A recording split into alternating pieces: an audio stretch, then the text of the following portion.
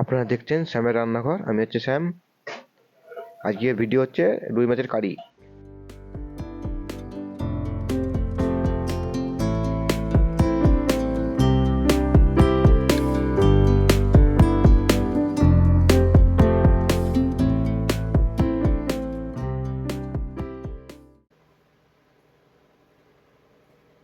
তার আগে আমি নুনটা মাখিয়ে নেবো মাছে।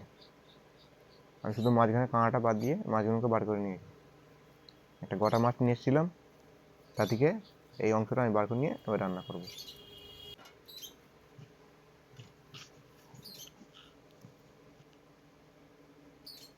নুনের পর আমি একটু লেবুও মাখিয়ে দেবো, যেটা টক ভাগটা একটু আছে।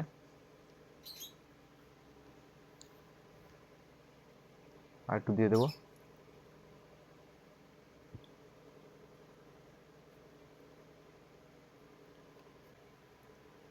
এরপর এটা লেবু ফেবু মাখানো হয়ে গেলে ভাজবার তারা আমি নিয়ে যাবো ওখান থেকে।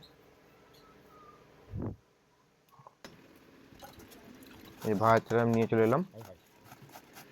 আমি সেটা লেবু মাখিয়ে রেখে দিয়েছি। এরপর আমি এখানে মশলাটা করে নেবো। একটা টমেটো গোটা আমি একটু ঘষে নেবো ওখানে।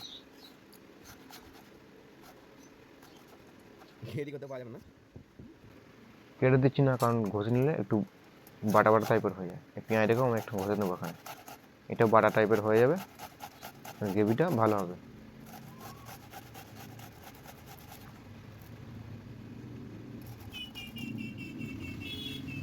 মানে পেঁয়াজ পেঁয়াজ ঘষতে খুবই অসুবিধা হয়। এই যে ধনে পাতা আছে, পেঁয়াজ বাটা আছে, 3টে কাঁচা লঙ্কা, একটু আদা রসুন আর একটা গোটা টমেটো। পেঁয়াজও আমি একটু গোটা নিয়েছি, একটু বড়ো সাইজের একটা গোটা নিয়ে নিয়েছি। এরপর আমি মাছে নুন, হলুদ আর লঙ্কা মাখিয়ে দেবো। 1 চামচ হলুদ গুঁড়ো দিয়েছি, 1 চামচ লঙ্কা গুঁড়ো দিয়ে ভালো করে মাখিয়ে নিয়ে এই কড়াতে আমি ছেড়ে দেবো। তেল এখানে গরম হয়ে গেছে, সবকটাই দিয়ে দেবো এর মধ্যে। সবকটা দিয়ে বেশ ভালো লাল লাল করে আমি একটু ভেজে নেবো।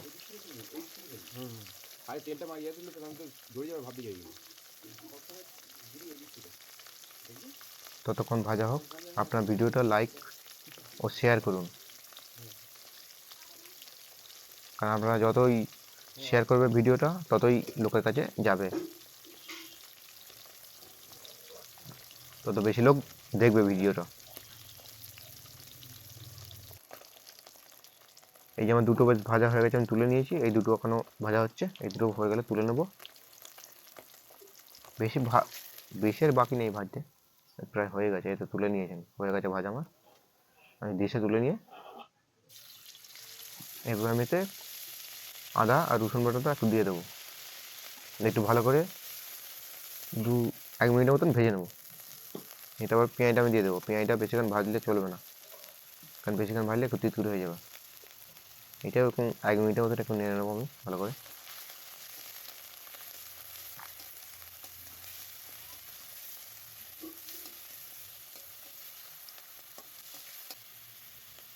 এরপর ভালো করে কেটে নিয়ে নেড়ে নিয়ে এখানে আমি লঙ্কা কুচি আছে সেটা দিয়ে দেবো এর মধ্যে।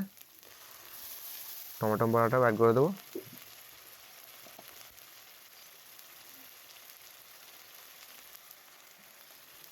একটু স্বাদ মতো নুন দিয়ে দেবো। এবার এটাকে আমি একটু খানিকটা ভাজবো যতক্ষণ না তেলটা আলাদা হয়ে যায়। 2 চামচ হলুদ গুঁড়ো দিয়েছি ছোটো চামচের। লঙ্কা গুঁড়ো এতে আমি দেবো না, কারণ কাঁচা লঙ্কা আমি দিয়েছি।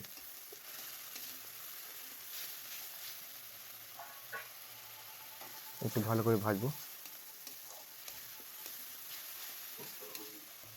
এতে আমি আদার্স কোনোরকম মশলা ব্যবহার করছি না। এরপর আমি ওখানে জল ঢেলে দেবো। তা ঘরোয়া যে সব মশলা থাকে, আদা রসুন পেঁয়াজ এইসবই দিয়েছি এর মধ্যে।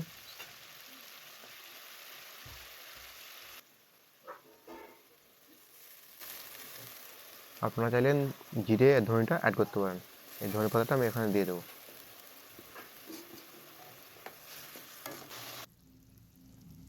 দেখতে পাচ্ছেন এই গ্রেভি আমার হয়ে গেছে। এবার মাছগুলো আমি প্লেটে সাজিয়ে নিয়েছি। এরপরে এই ঝোলটা এর মধ্যে ঢেলে দেবো। এই যে আমার দেখতে বেশ ভালোই হয়েছে, রেডি হয়ে গেছে আমার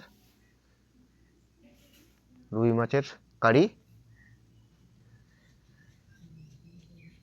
সাজানোটা কেমন হয়েছে কমেন্ট করতে পারেন। এর সঙ্গে আমি একটা লেবু দিয়ে গরম গরম সার্ভ করবো। এরপরে এটা খেয়ে আমি বলবো কেমন দ্বারা হয়েছে। খেতে মিনিমাম ভালোই হয়েছে, আপনারা চাইলে ট্রাই করে দেখতে পারেন।